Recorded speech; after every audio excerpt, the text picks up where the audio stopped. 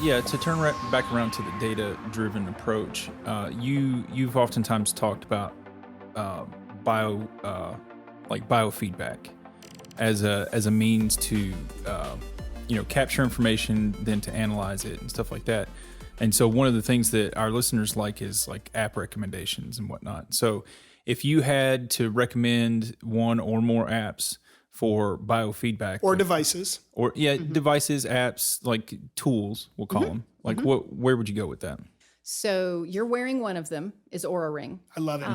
Yep. And, so somebody who's super, super into the data piece of it, because with the Oura Ring, you can really hone in on, if I had alcohol at noon, how did I sleep? If I had alcohol at 6 p.m., if I had sugar at noon, if I had sugar at 6 p.m., you can, the only downside to something like that is you can get so hypersensitive, or maybe not hypersensitive, but what's the word? Where you're so, it's an unhealthy relationship with that data. I think hyper-focused, that makes sense. hypersensitive. Yeah. It's like standing on the scale every day or multiple times a day. Exactly. So it's if the Oura Ring, this is how I want to phrase it. If the Oura Ring or devices like that help you get more in touch with your body, it's a good thing. Okay.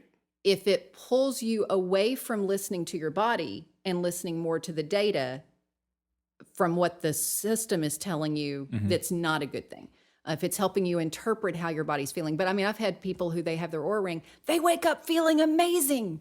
And then the Oura Ring says, or their Apple Watch or whatever says that they didn't sleep well. Oh, well, okay, I guess I'm going to feel crummy today.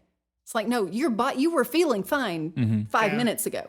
That's fair. So you should use it to help attune to your body. Yeah. Rather than using it to lead your body. Yeah. You don't want those devices to be a substitute for you listening. One of the trackers is for food that's more of an intuitive eating based is Eat My Way. Eat My Way. So that's an app you're talking about. Yeah. Okay. And we'll have a link to that in the description. eatmyway.com. If you are somebody who doesn't, you're just like, oh, okay, I'm not going to do app stuff. I'm old school. I'm 52. I'm 60, and I want pen and paper.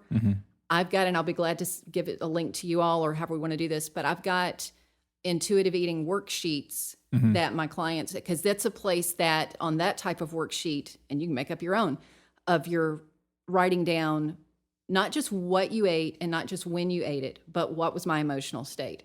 How did I feel? Who was around me? How long did this meal keep me satisfied? This is what I ate today, and I was munching at 10 o'clock versus this is what I ate today. And I wasn't munching at 10 o'clock. So what was the difference?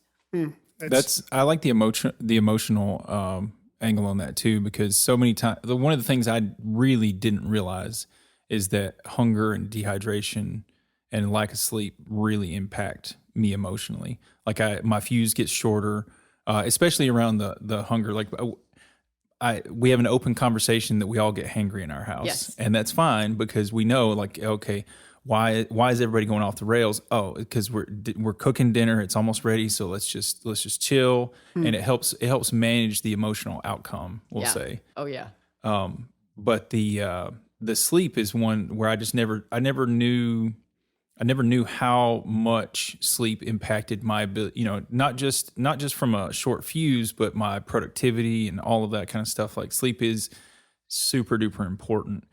And I would never have, I never would have naturally associated the two. Maybe not never, but it would have been a lot harder if I wouldn't have been writing it down and capturing my emotional state after also recording how much sleep I had. Yeah, you could more easily lie to yourself, like you said, until you saw it on paper. Yeah, let's go into sleep a little bit because I do think it is something that is interesting.